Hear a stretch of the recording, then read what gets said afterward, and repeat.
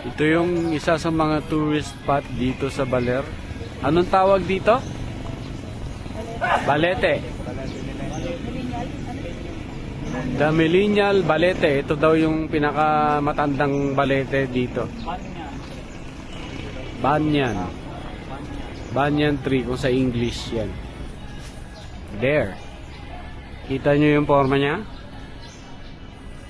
Papasukin ko itong pinakamatandang balete tree, banyan tree dito sa Balera. Ito yung unang lugar na aming pupuntahan dito bilang part ng aming first time na pagdalaw dito sa Baler.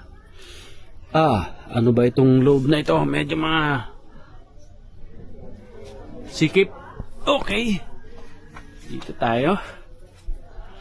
Well, medyo effort yung pagpasok dito, ayan. At kung medyo malusog ho kayo, huwag na kayong mag-attempt na pumasok dito. Eto na, naligaw na ho yata ako. Hindi ko na alam kung paano. Okay. Kung paano lumabas dito, okay? Tingnan natin. Kung makakalabas nga ako dito. May kasalubong pala ako, hindi ko alam. There! So, makakalabas din naman pala.